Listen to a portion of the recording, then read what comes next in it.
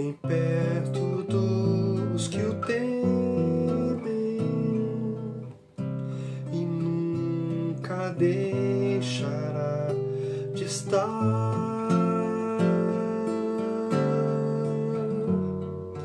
O Senhor sempre está bem perto dos que o temem, e nunca deixará de estar.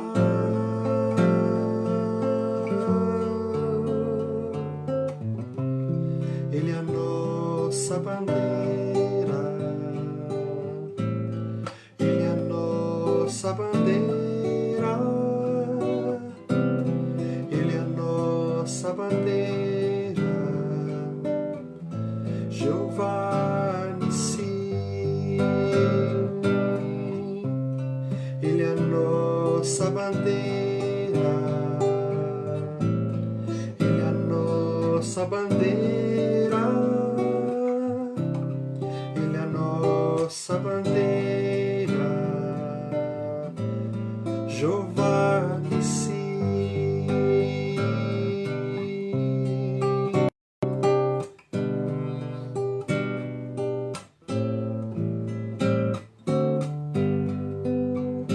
A paz do Senhor, gente.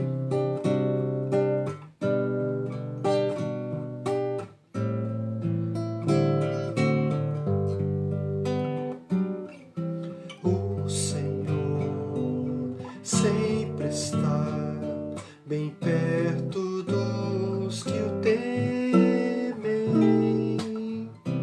e nunca deixará de estar.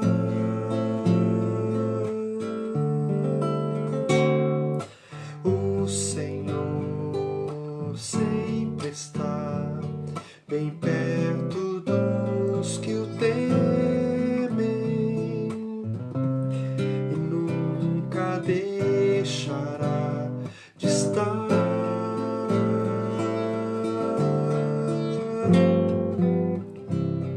Ele é a nossa bandeira, Ele é a nossa bandeira, Ele é a nossa bandeira, Jeová Nissi. Ele é a nossa bandeira, Ele é a nossa bandeira, Ele é a nossa bandeira, Jeová Nissi. Bandeira, bandeira, bandeira, bandeira, bandeira, bandeira.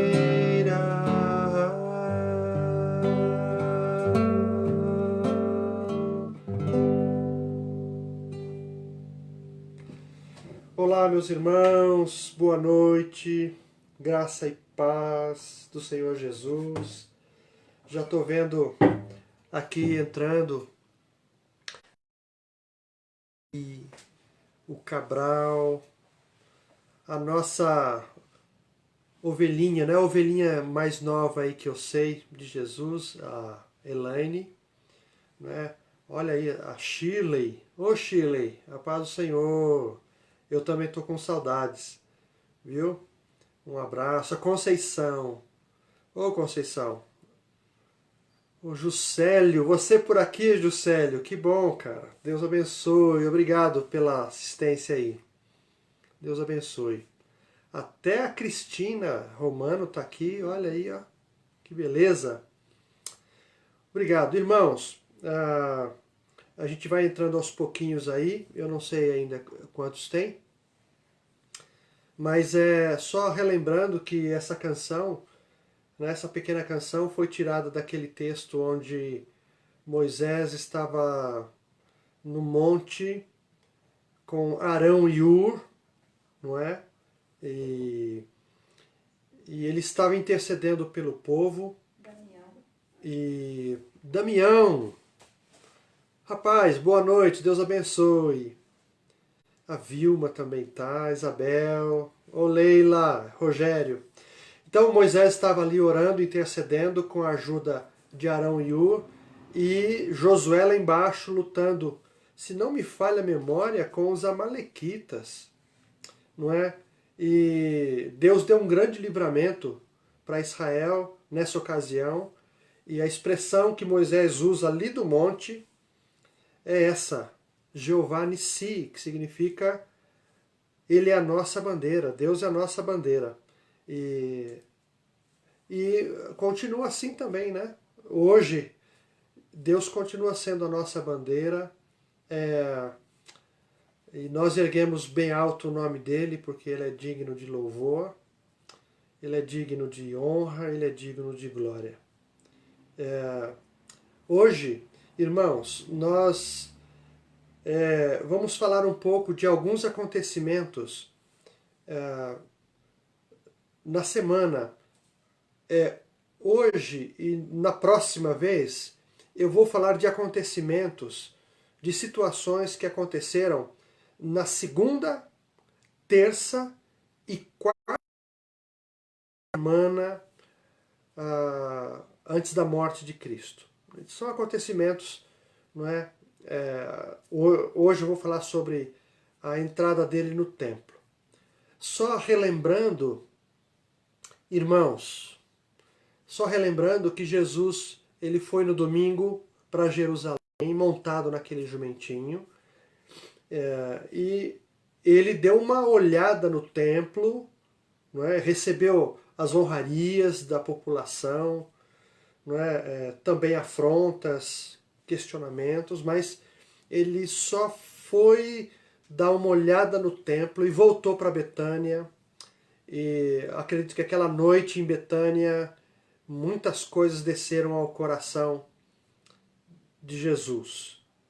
E certamente ele ficou muito apreensivo com o que ele viu, não é? E eu espero então, na minha simplicidade aqui, cooperar para este enriquecimento bíblico, não é?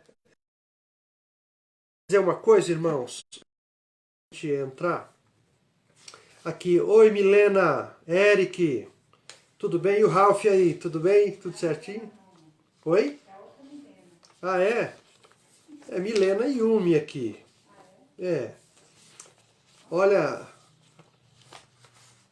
Rosinha, eu também tô com saudade, viu? Deus abençoe. A Daniela, a Daniele também, Daniele Ribeiro aí. Irmãos, olha só, eu considero, principalmente esses dias tem as informações que chegam, né, via WhatsApp, do Face, tem me preocupado bastante. E eu resolvi, só para relembrar os irmãos, eu escrevi o seguinte, olha, como é importante o conhecimento bíblico. Irmãos, chegou o tempo que a gente não pode ser cristãos rasos na palavra. Sabe aquela história assim, de o Espírito Santo revela na hora? Irmãos, esperar pela revelação do Espírito Santo e a gente não se empenhar pelo conhecimento das Escrituras, a gente não mergulhar nas Escrituras, a gente não estudar com vontade, com afinco, é uma covardia. E o Espírito Santo vai nos lembrar aquilo que nós lemos na palavra. E o Espírito Santo vai nos ajudar a entender o que nós lemos. Essa revelação é a revelação de algo que nós estamos lendo, desejosos de aprender. Ô Floriano, abraço, Vilma. Deus abençoe, obrigado. Presença aí, Deus abençoe vocês. Laércio, tudo bem, Laércio? Paz do Senhor, Deus abençoe. Então, irmãos, como é importante ter o conhecimento bíblico. Nessas passagens que a gente vai ler, né, nessa semana, é impressionante a gente perceber como Jesus conhecia as Escrituras, o Antigo Testamento. Em várias ocasiões ele vai citar textos bíblicos que comprovavam as suas ações, os acontecimentos nos seus dias ali, não é? Ô Cida, tudo bem? Abel, tudo bem? Deus abençoe. Zé Marques, Elisa, Deus abençoe vocês. Outra coisa, irmãos, que é importante nesses dias, o discernimento espiritual, não só espiritual, mas uma compreensão das Escrituras, é uma compreensão cronológica, não é? Que significa o seguinte: há certos textos na Bíblia que foram escritos para aquela época, para aquela nação, para aquele povo, para os sacerdotes daquela época. Há textos também que são proféticos, que têm a ver com o futuro, ainda não aconteceram. Mas há textos que foram escritos para aquelas ocasiões. A gente pegar textos lá, como o texto de Isaías, por exemplo, né? Há um texto que foi mandado no WhatsApp aí, é um texto de Isaías. Mas é um texto para a nação de Israel, para aquela época. É bem semelhante ao que está acontecendo hoje, mas não é um texto profético para esses dias. Não tem nada a ver. Tem a ver com Judá, tem a ver com Jerusalém, tem a ver com outras nações próximas ali. Não é? Então a gente precisa tomar muito cuidado. A terceira coisa é a importância da dependência de Deus. Conhecer as Escrituras é bom, é excelente. Ter o discernimento espiritual, cronológico, temporal, também é importante. Mas depender de Deus, irmãos, é coisa extraordinária. A gente tem que depender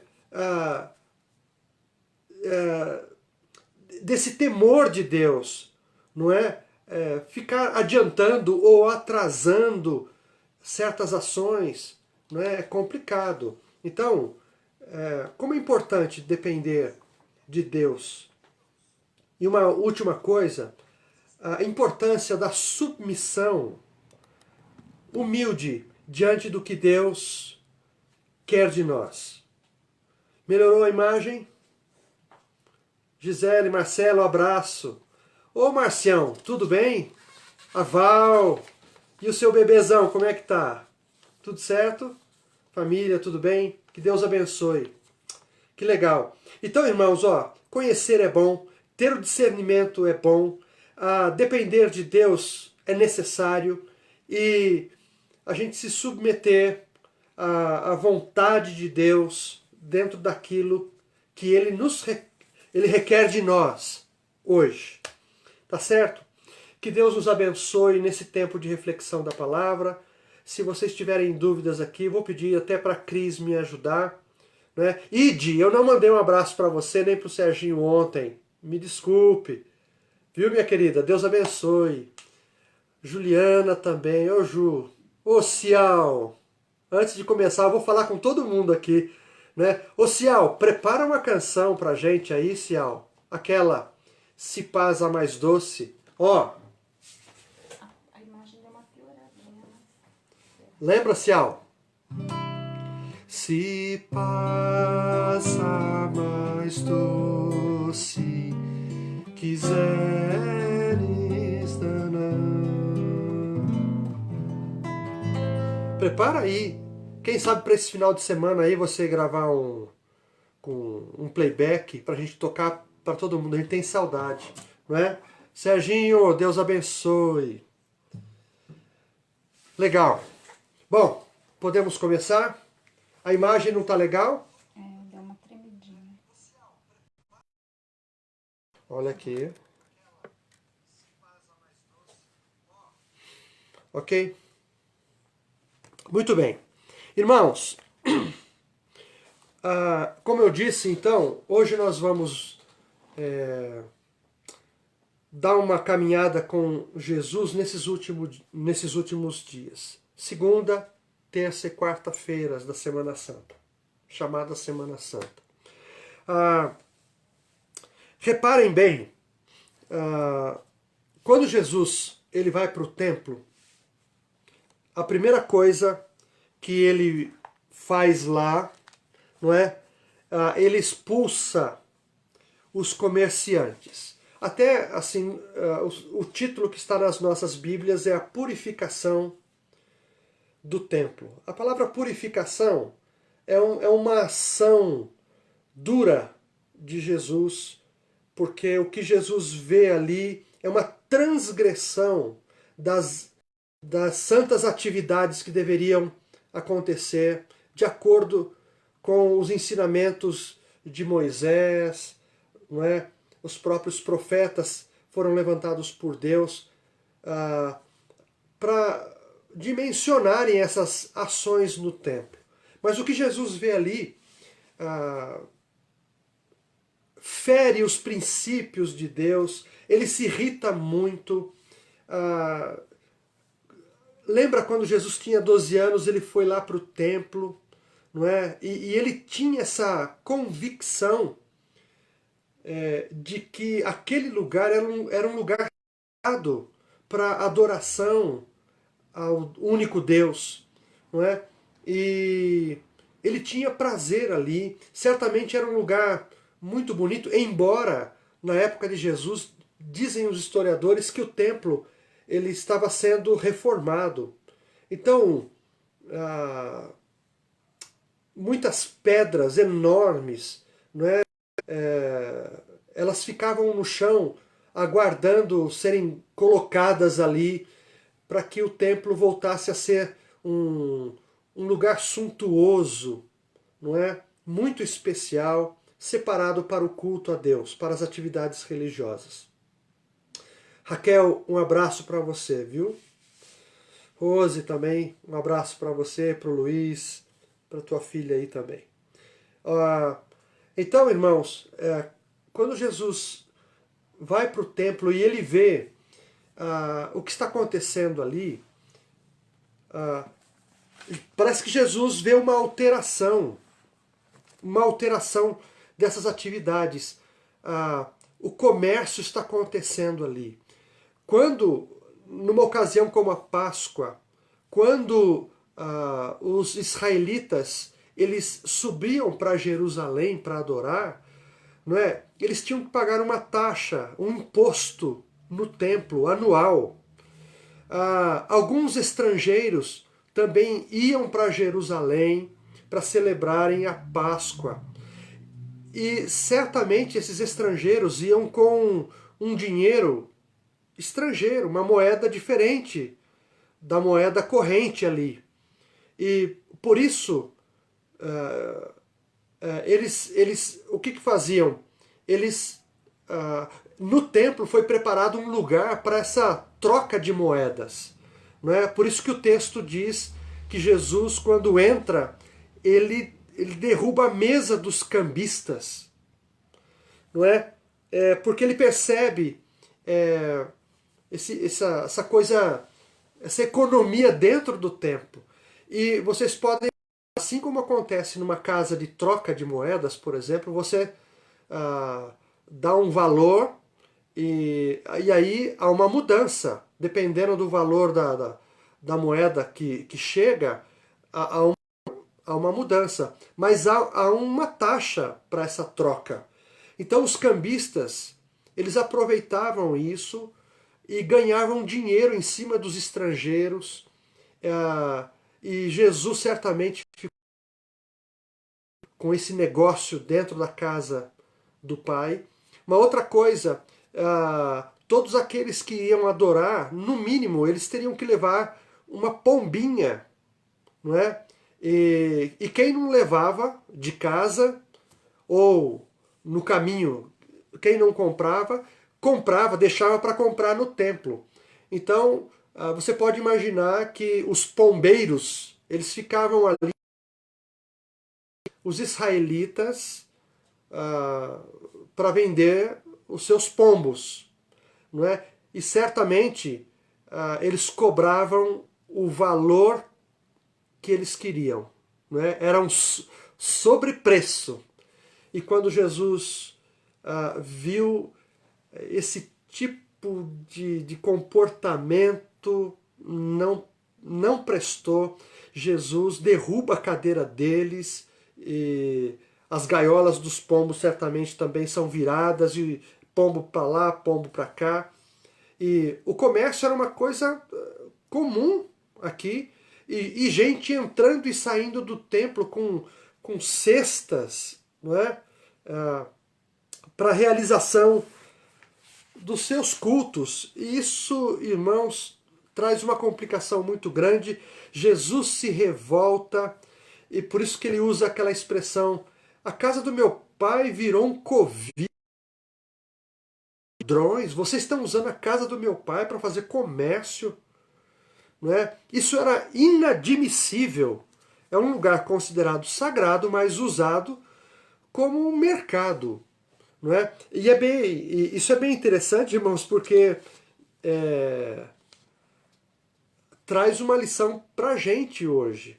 Quando a igreja do Senhor ela se abre principalmente para tratar de dinheiro, é complicado. Que Deus nos livre dessas práticas aqui, não é? E a gente tem ouvido sobre notícias que depois dessa crise, não é?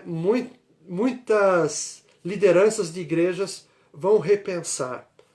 Assim, em alguns casos, irmãos, eu considero, por exemplo, se nós convidamos um pregador ou alguém que vem adorar ao Senhor com suas canções, tal, eu acho que é justo a gente pagar passagem, a gente hospedar bem, a gente receber esses irmãos com carinho, né, com uma boa hospitalidade. Eu acho que é justo.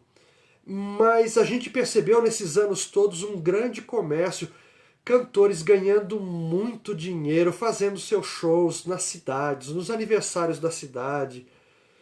Eu que participei do Conselho de Pastores, a gente percebe essas jogadas, um enriquecimento, irmãos. Uma jogada das prefeituras com esses cantores. É muito estranho isso, não é?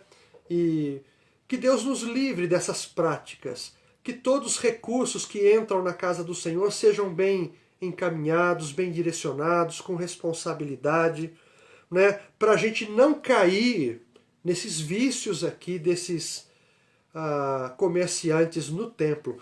E ainda, irmãos, com o aval da liderança, não é? Os sacerdotes, os religiosos, sumos sacerdotes, aprovando essas práticas aqui. Não é? É por isso que Jesus ficou realmente com muita raiva deles. E eu diria o seguinte, que se for passar uma régua na casa do Senhor, eu acho que essa régua vai pegar primeiro a gente, os líderes, aqueles que estão com a responsabilidade de cuidar do templo, não é? De cuidar do rebanho.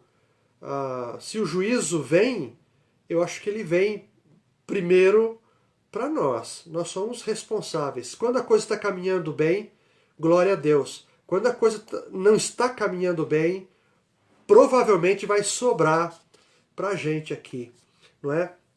Bom, Jesus expulsa os comerciantes, ele expulsa os cambistas, os vendedores de pombas, não é? E ele faz uma citação de Isaías no capítulo 56. Se você tiver com a sua Bíblia aí, pega aí. Eu vou pegar a minha aqui, Isaías 56, versículos 6 e 7. Olha o que dizem as Escrituras. Isaías 56, 6. E aos filhos dos estrangeiros que se chegarem ao Senhor para o servirem e para amarem o nome do Senhor, sendo deste modo servos seus, todos os que guardarem o sábado, que era um dia especial para eles, não o profanando, e os que abraçarem o meu concerto, também os levarei ao meu santo monte e os festejarei na minha casa de oração. Os seus holocaustos e os seus sacrifícios serão aceitos no meu altar, porque a minha casa será chamada casa de oração para todos os povos. Certamente Jesus conhecia esse texto de Isaías, não é? E quando ele vê aquelas cenas ali, ele se ira com toda razão, não é? E toma aquelas providências. Eu fico imaginando, irmãos, Jesus sendo representante de Deus, o Filho de Deus, vendo a casa de oração sendo transformada num covil de salteadores. Não é? A casa de oração, um lugar reservado para o povo de Deus e para até os estrangeiros, aqueles que para casa, vinham, né? E ainda vêm para a casa do Senhor e querem aprender. Seguinte, apenas uma brincadeirinha, mas uma crítica. O Templo de Salomão em São Paulo não é a casa do Senhor, irmãos. Não é aquela casa, não é? É um lugar aberto para todos os povos, mas a casa do Senhor é o lugar onde nós vamos nos reunir. É a casa do Senhor, onde todos podem ter acesso, não é? E a casa do Senhor não é o Templo de Salomão.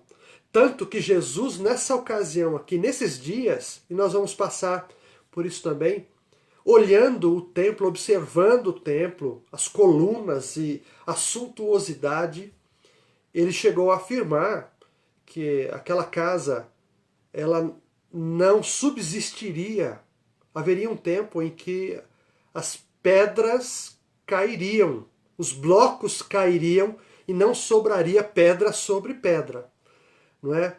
E essa passagem é uma passagem que eu acredito que o Senhor Jesus profetizou a respeito da destruição do templo nos anos 70, ou seja, aproximadamente 40 anos depois da sua profecia, aquilo aconteceria. E nós vamos passar. Foi um momento, irmãos, horrível na história do povo de Deus ali, em Israel. Mas a gente vai disso depois. Quando Jesus estava ali e tomou aquelas decisões e fez aquela limpeza, muito interessante, talvez muitos não exemplo, muita gente ficou curiosa e se aproximou de Jesus, não é? E muitos aleijados, não é, cegos foram levados para Jesus naquele momento ali. E para a glória de Deus, Jesus curou, não é? Depois de fazer essa limpeza, Jesus curou muitos cegos, muitos aleijados dentro do templo. O que certamente irritou muito os fariseus, não é? Os escribas e os anciãos, os principais anciãos. Dentro do templo também, crianças estavam gritando hosanas ao filho de Davi, hosanas. Não é? No dia anterior, ele foi aclamado em Jerusalém e gritaram a mesma coisa, hosana, vem em nome do Senhor, tal. Agora, dentro do templo, as crianças, elas estão falando isso, né? Talvez até instruídas pelos seus pais, movidas por alguns que também estavam gritando dessa forma. E aí, o que acontece? Os principais, os fariseus chegaram e disseram para Jesus: você não está vendo o que está acontecendo? Olha aí as crianças gritando, tal. Jesus falou: lógico que eu estou ouvindo, lógico que eu estou ouvindo. Eu estou vendo esse movimento aqui. Mas vocês não conhecem as Escrituras? Essa é a pergunta que Jesus faz. E novamente, irmãos, Jesus faz uma citação do Salmo 8. não é? E eu queria ler também com vocês o Salmo de número 8, algum de cor. Eu lembro de uma canção que o Valdeban, se não me falha a memória, foi o Valdeban, que nos ensinou, que está neste salmo aqui, não é? E o Salmo 8, versículo 2, diz assim: da boca das crianças e dos que mamam, tu suscitaste força por causa dos teus adversários para fazer escalar o inimigo e vingativo. Não é? Então Jesus cita justamente esse texto aqui. Novamente, olha a importância, irmãos, de conhecermos as Escrituras. Jesus, ele tinha essa consideração, ele prezava pela palavra de Deus, e nesse momento ele faz uma aplicação, ele contextualiza um texto profético, messiânico inclusive, não é? Que tem a ver com ele, que aconteceria com ele. Então ele cita os Salmos, não é?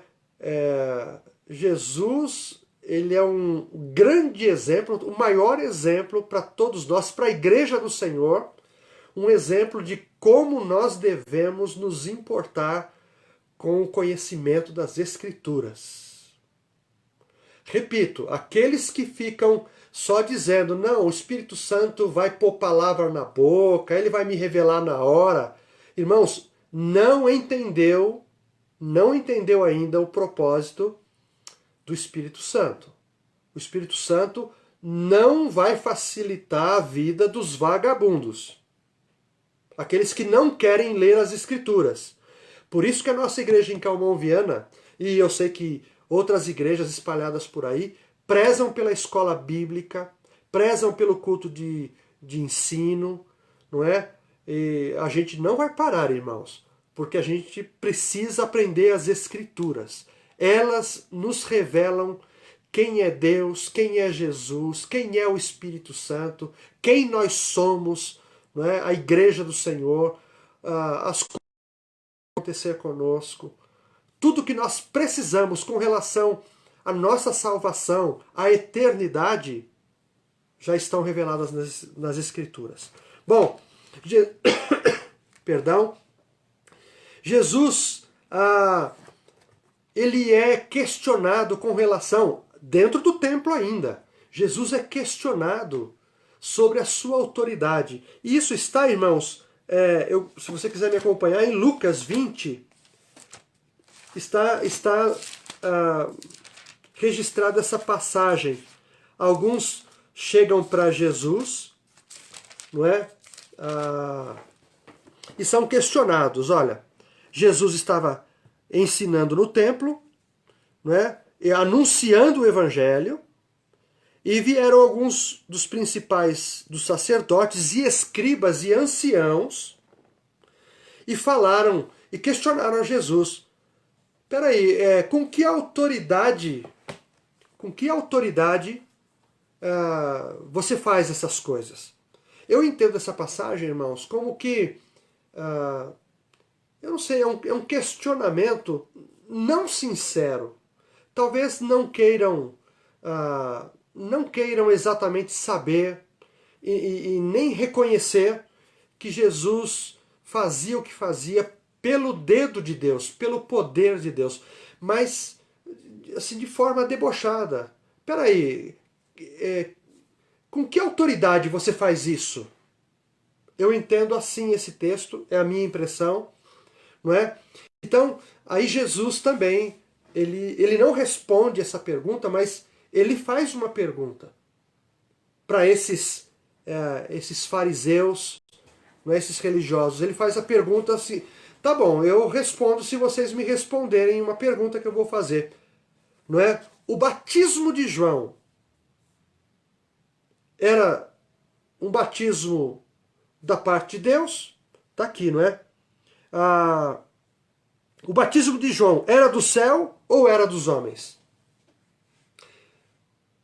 Eu acho interessante, irmãos, eu até vou falar algumas coisas aqui, é que bem na semana que antecede a sua morte, Jesus dá uma atenção especial a muita gente. Né? Essa recheada de atividades, a agenda de Jesus realmente estava cheia. Jesus dá atenção para aqueles que sempre o criticaram.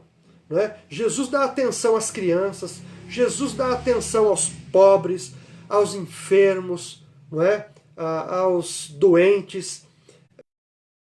E ele tem que lidar com isso com uma santa paciência. Não é? Então, aqueles religiosos, ouvindo a pergunta de Jesus, acho que fizeram aquela rodinha assim, e agora, o que nós vamos responder para ele? Não é? Chegaram à conclusão, se a gente responder que o batismo de João era do céu, ele vai dizer, então por que vocês não creram em João? E se a gente disser, não, o batismo dele não era do céu, era um batismo de homens, ou dos homens.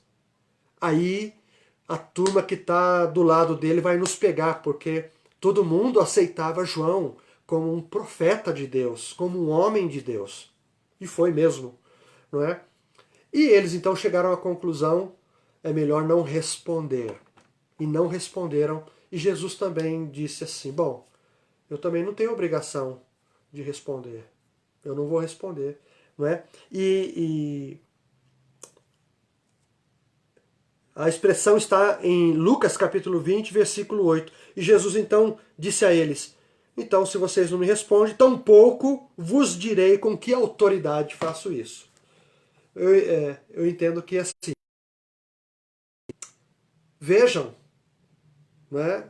Olhem para mim, me sigam, reparem, me investiguem, e vocês vão descobrir que eu sou de Deus. Eu acredito que Jesus pensava mais ou menos assim.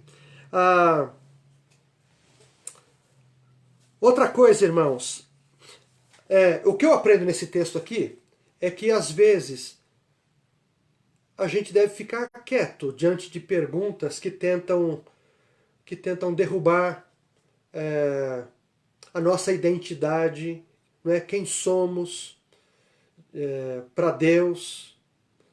E, às vezes o silêncio é a melhor saída. Vocês reparem que a falta de resposta de Jesus foi um cala-boca na curiosidade desses religiosos. Dá para tirar algumas lições aqui.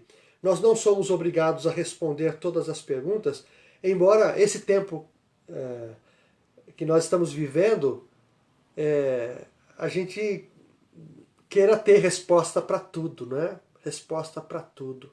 Por que está acontecendo o coronavírus? É Deus passando a régua na igreja, é Deus fazendo isso, a igreja está em pecado, nossa, isso aqui, aquilo ali. Irmãos, às vezes é melhor a gente não responder, é melhor não falar. Às vezes um silêncio vale mais do que palavras jogadas ao vento. É isso que Jesus nos ensina aqui. Passando isso, irmãos, Jesus novamente ele traz uma lição. Isso provavelmente na segunda-feira, dentro do templo, né, ensinando. Né? Na terça também Jesus está lá, na quarta. E agora vem a parábola, eu estou seguindo aqui Lucas, a parábola dos lavradores maus. Jesus conta uma parábola de um homem que plantou uma vinha, não é? E ele foi embora. E depois de um tempo, Sueli, um abraço, Nice, Rosângela, Deus abençoe. Siba ou é o Cial? Ô Siba, quanto tempo, hein? Legal que você está com a gente aqui, Deus abençoe. Jesus diz então que um homem plantou uma vinha e foi embora. Depois, ele mandou um servo para buscar o resultado dessa plantação. Né? Esses homens cuidavam dessa vinha e agora o dono da vinha manda um servo para ver o que aconteceu e trazer o resultado. O que acontece é que esses lavradores, eles espancam não é? Eles espancam esse servo e mandam o servo embora. O dono da vinha fica sabendo, manda outro servo e acontece a mesma coisa, um terceiro servo e acontece a mesma coisa. Finalmente, o dono da vinha manda o filho para a vinha e diz: quem sabe eles ouvem o meu filho e a gente resolve tudo. Não é? Quando o filho vai, os lavradores resolvem matar o filho e desejam ficar com a herança, com a vinha. Não é? É bem interessante, irmãos. Esse episódio está no capítulo 20, a partir do versículo 9, mas Jesus está contando uma parábola para que eles entendam o que eles estão fazendo não é, com aquilo que Deus colocou em suas mãos. E é bem interessante que Jesus vai contando essa parábola e os olhos deles vão abrindo. Tanto que no versículo 15 e 16, olha só, e lançando-o fora da vinha, o mataram. Que lhes fará, pois... Cadê aqui? Que lhes fará, pois, o Senhor da vinha? Irá e destruirá esses lavradores e dará a outros a vinha. E ouvindo eles isso, disseram: não seja assim. É uma palavra, irmãos, é o oposto do amém. O amém é assim seja. Né? A palavra amém significa que seja assim, assim seja. Mas eles usam a expressão não seja assim. Porque eles entenderam, irmãos, que o que Deus fez na história do é assim, Deus mandou servos, os primeiros servos. Eles não foram respeitados, os primeiros profetas. Mandou outros profetas, levantou homens e profetas. A nação rejeitou. Mandou novos profetas e a nação rejeitou. Alguns chegaram a morrer, inclusive. E agora o próprio Deus manda o filho e eles matam o filho. E eles entendem isso, porque Jesus era chamado Filho de Deus, não é? Ele mesmo falou: eu sou filho de Deus, e outros creram, confessaram, inclusive Pedro, Marta ou Maria, se não me falha a memória, disseram: tu és o Cristo, filho do Deus vivo, não é? E eles entenderam que Jesus estava falando dele mesmo como filho de Deus e que ele iria morrer, iriam matá-lo, não é? Mas eles disseram: não seja assim, não é? Eu acredito que esse não seja assim tem a ver que a vinha continue na nossa mão. Não pensaram muito no filho, mas na morte do filho, mas que a vinha continue na nossa mão. Nós temos a autoridade de Deus para cuidar da vinha. Né? E Jesus então está trazendo aqui, irmãos, relatos, eu diria, proféticos. Essas são curiosidades que às vezes, numa lida isolada, a gente não percebe aqui. Não é? E caminhando um pouquinho mais para frente, novamente, os principais dos sacerdotes e os escribas agora procuram lançar mão dele, procuram um jeito de matá-lo, mas o povo estava ali e eles temeram. Temeram, não é hora de matar Jesus. E ficaram na espreita ali. A expressão na minha Bíblia é assim: e trazendo-o debaixo de olho, mandaram espias que se fingiam de justos para o apanharem em alguma palavra e o entregarem à jurisdição e poder do governador. Então, essa gangue, vou chamar de gangue, não é? Queria pegar Jesus de qualquer jeito e ter provas contundentes para levá-lo para Pilatos. Então, colocaram espias. E esses espias chegaram para Jesus, isso está no versículo 21. Olha só, olha o que esses espias fizeram.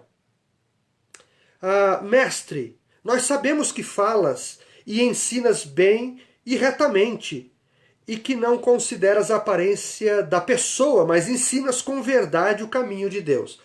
Como se Jesus não percebesse a intenção deles. Não é? Aquela expressão e a razoável ação é isso. Jesus, por ser quem era, ele certamente foi dotado com uma capacidade dada por Deus e pela intimidade que ele tinha com Deus de conhecer os corações. Não é? E aqui, esses espias fazem uma pergunta.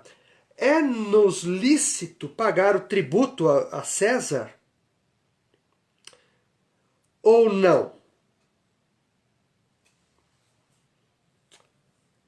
Não é? Cadê aqui? Jesus, entendendo a astúcia deles, eu acho que tem aquela paradinha e diz assim, por que vocês me tentam? Vocês não saem do meu pé, né? É mais ou menos assim, ó, me errem, desgrudem, saiam fora.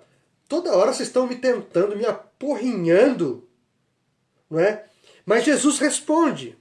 Jesus fala assim, então me mostre uma moeda. Aí eles pegaram uma moeda e mostraram para Jesus. Irmãos, isso na semana ali no templo, não é? Na segunda-feira, e Jesus falando essas coisas. Me dá uma moeda. De quem é essa imagem na moeda?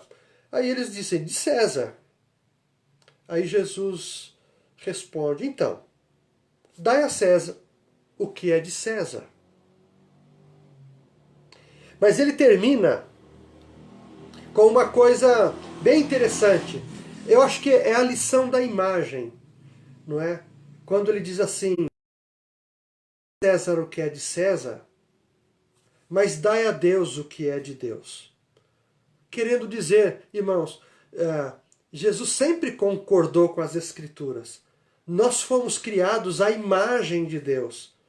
Não é? É verdade que o pecado entrou e desgraçou a nossa vida, mas o apelo de Jesus a esses espias, não é?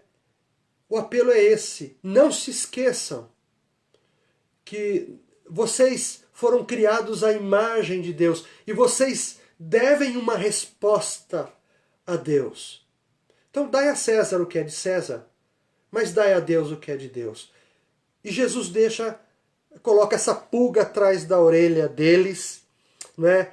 E eles tiveram que concordar que Jesus era um homem muito sábio nas palavras, nos seus ensinos.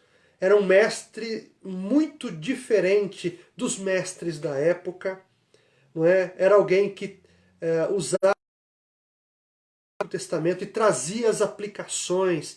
Jesus trazia a interpretação verdadeira e ele não ensinava por ensinar, não é? E eles não puderam apanhá-lo em palavra alguma diante do povo e, maravilhados da sua resposta, calaram-se. Jesus deixava as pessoas dessa maneira, embasbacados pela sua doutrina, pelo seu ensino. Daqui a pouco, lá vem eles, chegando alguns dos saduceus, agora era um grupo diferente, né? Espias no templo, escribas no templo, fariseus no templo, sacerdotes dentro do templo. Agora aparece um grupo novo, né? Os saduceus. Eles eram um grupo, irmãos, religioso, muito sério, respeitavam muito as escrituras, tal, mas eles não criam na ressurreição, eles não criam nos anjos, não é? E eles tinham essa dificuldade, se aproximaram de Jesus e então fazem aquela pergunta não é, de uma passagem do Antigo Testamento sobre o levirato. Rapidamente, o levirato, o que que era? Por exemplo, alguém se casava, aí não é, alguém se casava com uma mulher. Esse alguém, esse homem que se casou, morria. Quem deveria assumir a mulher era o irmão desse que faleceu, o cunhado dela. E se falecesse o cunhado também, o outro irmão, se tivesse um outro irmão, teria que se casar com ela. E isso estava na lei de Moisés.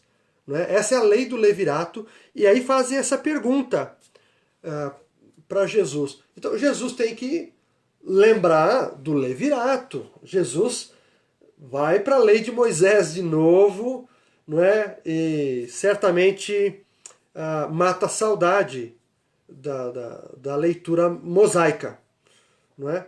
E aí fazem aquela pergunta: então, mestre, na ressurreição, eles não criam na ressurreição, mas perguntaram: na ressurreição, de qual deles será a mulher? Pois os 7 maridos morreram, não é? E respondendo, Jesus disse-lhes: os filhos deste mundo se casam e se dão em casamento, mas os que forem havidos por dignos de alcançar o mundo vindouro e a ressurreição dos mortos, aqui Jesus já introduz. Ele diz que haverá ressurreição dos mortos. Né? Eu acho que era uma boa ocasião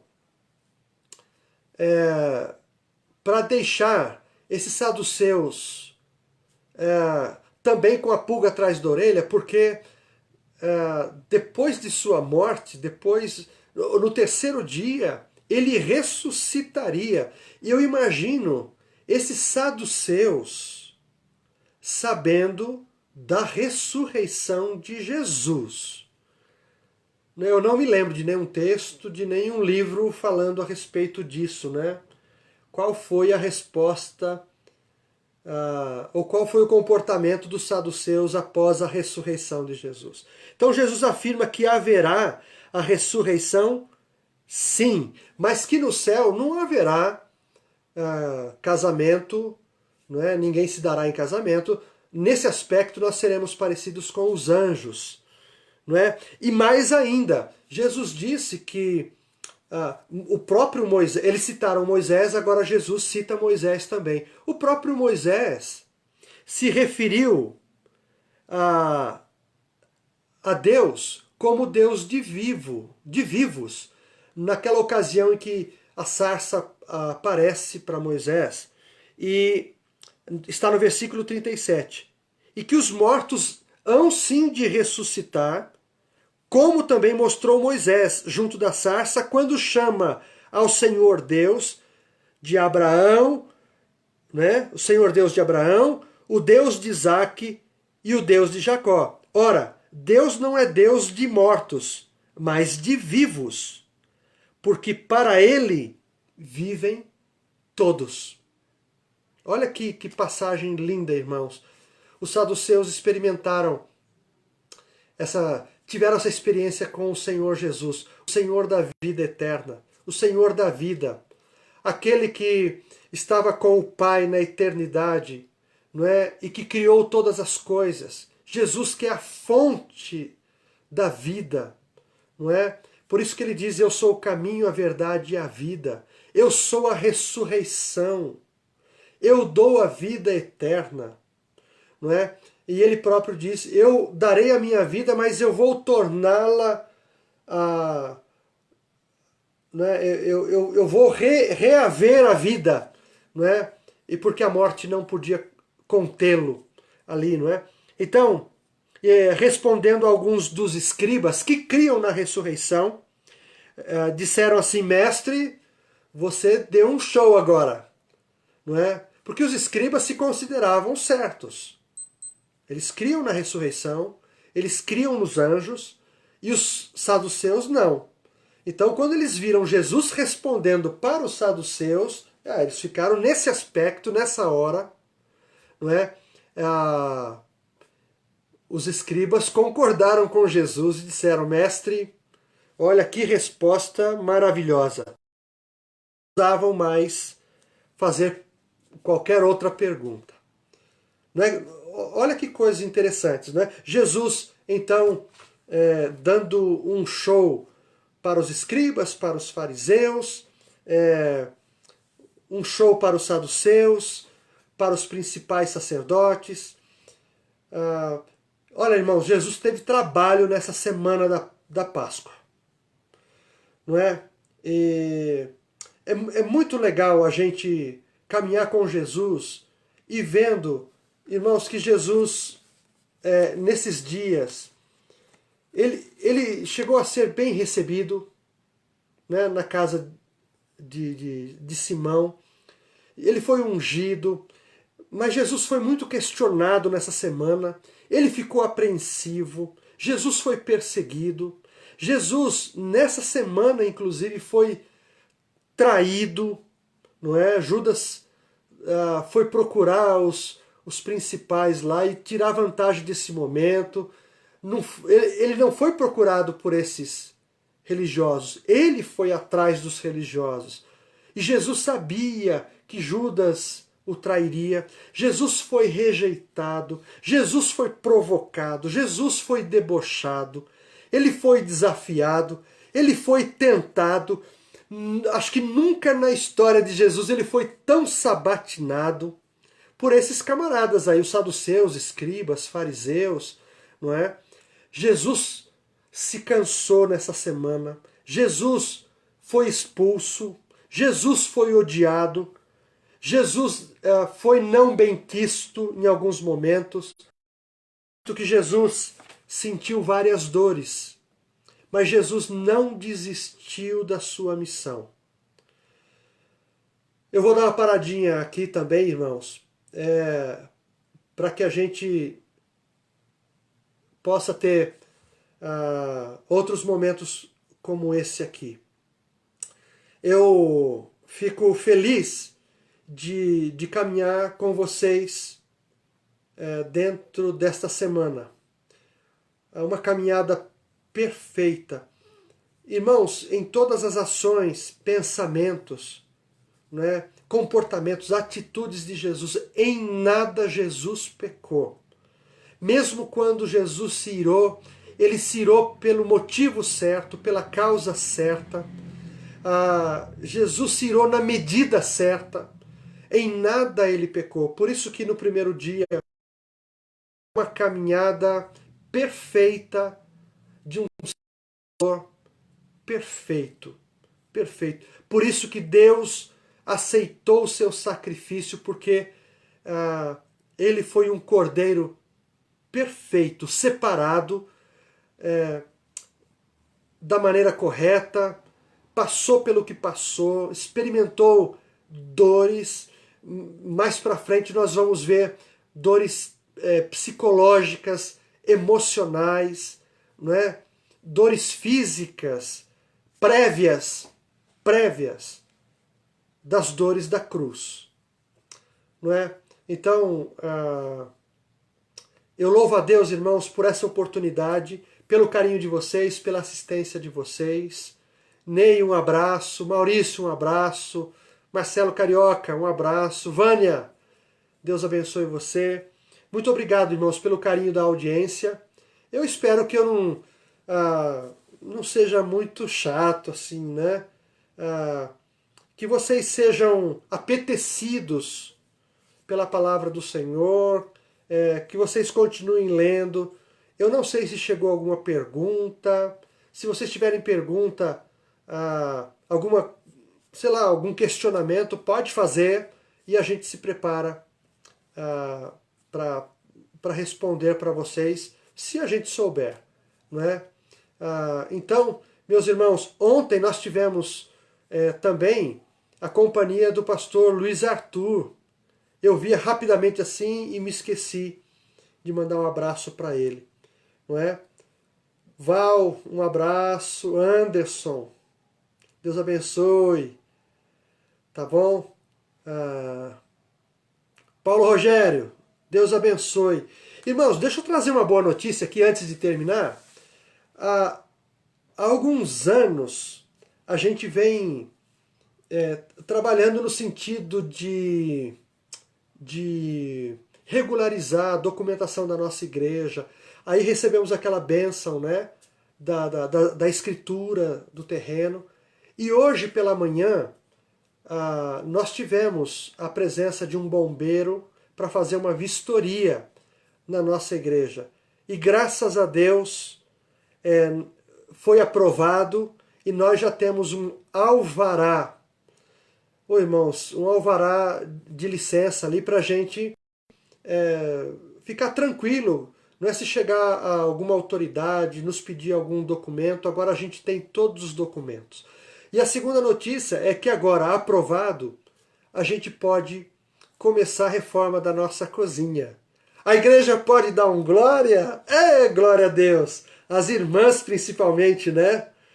Então, aos membros da diretoria, aos membros das diretorias passadas que lutaram, que trabalharam nesse sentido, olha, irmãos, Deus abençoe, obrigado pela companhia dessas épocas, né? E a gente vai dar novos passos, se Deus, não é? A gente, por enquanto, está convivendo com o corona, não é? E o que mais importa é que a nossa vida está guardada em Deus, irmãos. Se vivemos, vivemos por Ele, para Ele. E se partirmos, partiremos nele e para Ele. Você quer uma melhor notícia que essa? Louvado seja Deus. Não é? Um abraço a todas as famílias, aos casais, às crianças, aos idosos. Vamos trancar os velhinhos por enquanto. Vamos trancar. Não é? Deus abençoe. Kelly, um abraço. Vera, um abraço. Louvado seja Deus. Né? No meio de algumas notícias ruins, nós temos notícias boas. Tá certo?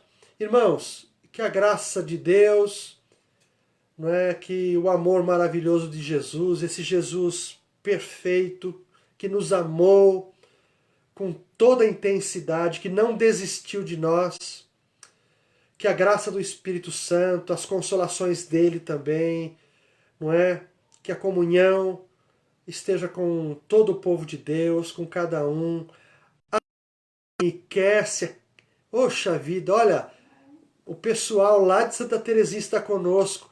Então, que esta bênção apostólica, que não é minha, não é, mas é uma bênção apostólica, esteja sobre todos vocês. Viu, meus irmãos? Deus abençoe a todos. A gente podia terminar cantando, né? Alguém sugere alguma coisa aí? Clais, um abração, Clais. Para os filhos. Nice. Ô, Arilane. Deus te abençoe. Parabéns aí. Não sei quem fez aniversário, se foi você, se foi seu esposo. Um cheiro. Juliana, Shirley. Ô, Shirley. Um beijão, um abraço. Valtinho. Rogério, São Paulino Fajuto. Márcia, que legal que vocês estão com a gente aqui. Poxa vida. Ô Ney, sugere um curtinho aí pra gente terminar.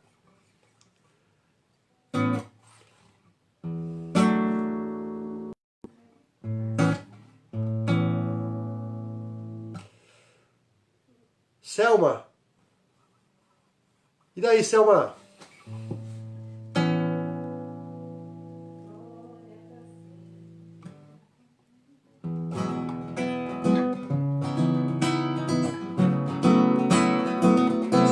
Vamos lá. Glória para sempre ao Cordeiro de Deus, a Jesus o Senhor, ao Leão de Judá, a raiz de Davi, que venceu e o livro abrirá.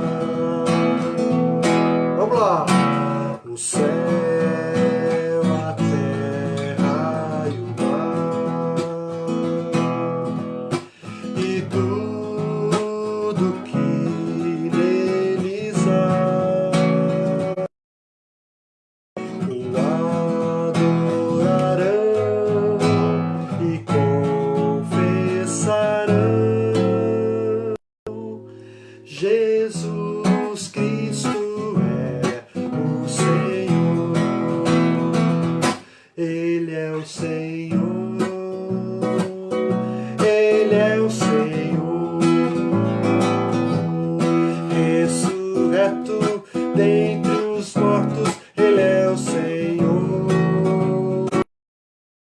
Todo joelho se dobrará, toda língua confessará que Jesus Cristo é o Senhor. Vem cá, pô! Ele é o Senhor, Ele é o Senhor, ressurreto dentre os mortos, Ele é o Senhor.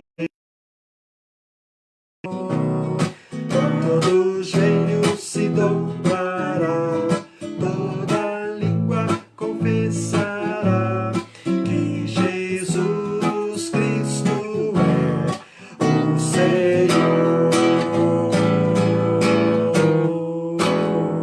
Amém. Irmãos, Abraço, irmãos. Amanhã, o Aldenir, se Deus permitir, vai estar com a gente aqui. Tá bom? Um beijo a todos, um grande abraço e até a próxima. amém. Amém.